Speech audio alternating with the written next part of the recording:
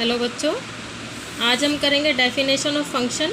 तो function is a rule which relate the independent variable to the dependent variable. Function वो नियम है बच्चों जो इंडिपेंडेंट वेरिएबल को डिपेंडेंट वेरिएबल से जोड़ता है, यानी कि रिलेट करता है।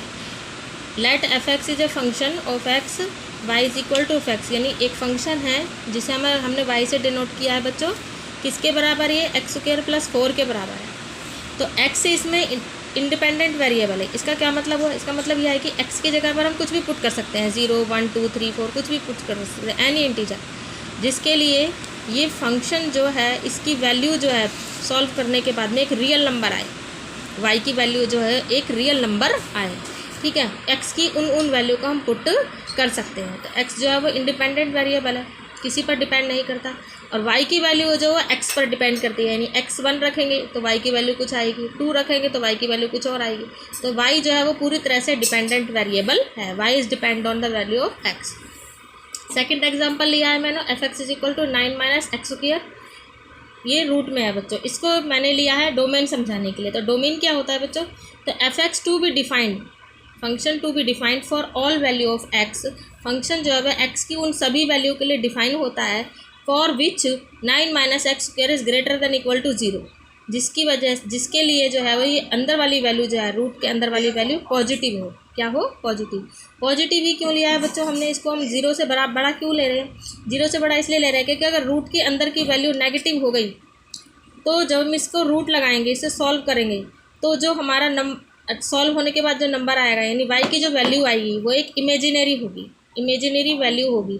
तो उसके लिए हमारा फंक्शन वैलिड नहीं होगा, यानी एक्स की वो ही वैल्यू हम इसमें पुट कर सकते हैं जिसके लिए वाई जो है वो एक रियल नंबर हो, वाई की वैल्यू जो है वो रियल नंबर आए। तो रियल नंबर तभी आएगी बच्चों जब 9 माइनस एक्स स्क्वायर जो है वो एक पॉजिटिव नंबर होगा। तो उसके लिए मैंने लिखा है 9 minus X square is greater than equal to 0। या तो वो 0 के बराबर हो जाए क्योंकि 0 भी एक रियल नंबर है बच्चों, या फिर वो 0 से बड़ा हो, यानी कि पॉजिटिव नंबर हो। तो उसके लिए मैंने इसके फैक्टर किए हैं बच्चों। तो फैक्टर करने के बाद में मैंने एक्स की पॉसिबिलिटी देखी है कि एक्स को हम क्या क्या वैल्यू ले सकते हैं। तो मैंने नंबर लाइन लिया माइनस इन्फिनिटी से इन्फिनिटी तक, उसके बाद में -3 और 3 ले लिया बच्चों। तो पहले मैंने लिया है -3 से लेस देन -3, यानी -3 से भी छोटी संख्या लिया, तो लेस देन -3 लिया है बच्चों। तो उसके लिए मैंने -4 ले लिया है। तो -4 जब मैंने यहाँ पुट किया है बच्चों, तो ये तो मेरा पॉजिटिव हो गया और ये मेरा सेकंड फैक्टर ये जो है वो नेगेटिव हो रहा है बच्चों। तो प्लस माइनस माइनस हो रहा है। तो x इज इक्वल टू 0 लिया, यानी -3 और 3 के बीच में कोई भी एक नंबर ले लिया तो 0 ले लिया है। तो यहाँ पर 0 रखने पर x 3 माइनस 0 और 3 प्लस 0 करने पर बच्चों दोनों पॉजिटिव आ रहे हैं, तो ये पॉजिटिव आ रहा है। और 4 लेने पर, यानी 3 से ग्रेटर देन 3 लिया है बच्चों, 3 और इन्फिनिटी, 3 और पॉजिटिव इन्फिनिटी के बीच में, तो 4 ले लिया है बच्चों। मतलब बीच में का मतलब इन दोनों के बीच में कोई भी एक नंबर ले लिया, 4। तो ये हमारा 3 माइनस 4, 3 प्लस 4 आ रहा है बच्चों। ये नेगेटिव आ रहा है और ये पॉजिटिव, तो आंसर माइनस आ रहा है, नेगेटिव आ रहा है। इसका मतलब कि ये है कि -3 से लेस और 3 से ग्रेटर नंबर जितने भी हैं वो सभी जो हैं वो एक्स फंक्शन के लिए डिफाइन नहीं हैं। तो एक्स की वैल्यू कौन सी डिफाइन हो रही है बच्चों? सिर्फ -3 और 3 के बीच में। तो इस फंक्शन का जो डोमेन है वो सिर्फ -3 और 3 के बीच में ही हो सकता है, यानी -3 और 3 रखने पर भी फंक्शन जो है वो वैलिड होगा। तो मैंने इसको बड़ा ब्रैकेट लिया है बच्चों। तो बड़ा ब्रैकेट इसलिए लिया है क्योंकि -3 और 3 भी इसमें इंक्लूड हैं। ठीक है बच्चों। इसके बाद में मैंने फंक्शन में -3 -2 -1 0 1 2 3 ये सारी वैल्यू रखी है बच्चों। तो उसके लिए फंक्शन की वैल्यू निकाली है मैंने, वाई की वैल्यू निकाली है बच्चों। तो इसे सॉल्व किया है मैंने। तो -3 रखने पर ये आ रहा है बच्चों 0, -2 रखने पर √5 आ रहा है, प्लस माइनस लगाया है क्योंकि रूट की वैल्यू 2 होती है, पॉजिटिव माइनस। और ये -1 रखने पर √8 आ रहा है बच्चों, 0 रखने पर √9, 1 रखने पर √8, 2 रखने पर √5 आ रहा है बच्चों। अच्छा, इसके बाद में बच्चों 3 रखने पर फिर ये 0 आ रहा है। तो इस बच्चों हर बार देखो रेंज की आ रही है इसकी रेंज का मतलब रेंज वो वैल्यू है जो डोमेन को पुट करने पर हमें आउटपुट मिलती है। रेंज वो वैल्यू है जो डोमेन को पुट करने पर हमें आउटपुट मिलती है। जो भी आउटपुट हमें मिलती है उसे ही रेंज कहते हैं। तो ये आगे बढ़े 0 √5 √8 √9, तो ये सारी हमारी रेंज है। तो अगर कोई फंक्शन है वो रियल नंबर से रियल नंबर में जा रहा है, यानी कि डोमेन भी हमारा रियल नंबर होना चाहिए और रेंज भी हमारी रियल नंबर ही होनी चाहिए बच्चों। ठीक है, तो हमारा कोडोमेन क्या होगा बच्चों, रियल नंबर होगा। कोडोमेन तो हमारा रियल नंबर है।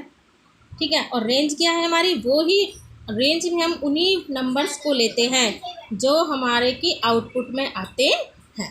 ठीक है बच्चों, यानी ऑल पॉसिबल वैल्यू तो कोडोमेन होता है, लेकिन जो नंबर हमें फंक्शन को सॉल्व करने के बाद में मिलते हैं, एक्स की वैल्यू पुट करने के बाद, उसने उन नंबर्स को हम, उन नंबर्स के सेट को, उन्हें हम रेंज कहते हैं। ठीक है बच्चों, क्लियर हो गया। इसके बाद में एक एग्जांपल और लिया है बच्चों, F X is equal to 2x लिया है, तो इसमें हमने 0 रखा बच्चों तो 0 हो गया, 1 रखा तो 2 1 2 हो गया, 2 रखा तो 4 हो गया, 3 हो गया तो 3 रखा तो बच्चों 6 हो गया। इसका ये एक ऐसा फंक्शन है बच्चों जिसमें हम डोमेन -इन्फिनिटी से इन्फिनिटी तक कुछ भी रख सकते हैं, यानी हर नंबर के लिए ये फंक्शन जो है वो वैलिड है। यानी कोई भी नंबर x की कोई भी वैल्यू पुट करो, ये y की वैल्यू जो है वो एक रियल नंबर ही आएगी।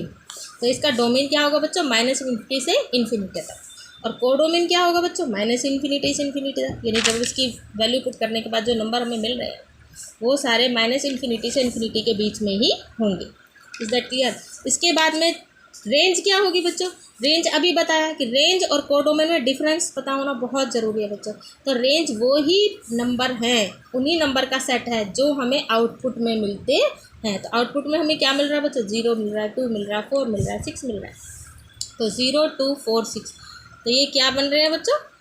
इसके बाद में हम 4 भी रखेंगे तो 8 आएगा, 5 रखेंगे तो 10 आएगा। तो हर बार जो है वो इवन नंबर मिल रहे हैं। क्या मिल रहे हैं, इवन नंबर मिल रहे हैं। 0 तो है ही, बाकी सारे नंबर जो है वो इवन नंबर हमारे आएंगे। तो रेंज जो है क्या है, 0 2 4 up to dot dot dot. ठीक है, क्योंकि ये भी इनफाइनाइट है। ठीक है बच्चों, फिर से एक बार बता रही हूँ कि रेंज तो वो नंबर्स हैं, उन नंबर्स का सेट है जो हमें आउटपुट में मिलते हैं। ठीक है, और डोमेन, फिर से definition of domain, codomain and range पढ़ लेते हैं कि ऑल पॉसिबल इनपुट वैल्यूज़, यानी इनपुट में जो जो वैल्यू हम पुट कर सकते हैं जिसके लिए फंक्शन जो है वो वैलिड है, वो सारी वैल्यूज़ जो है उन सभी वैल्यूज़ का जो सेट है उसे डोमेन कहते हैं।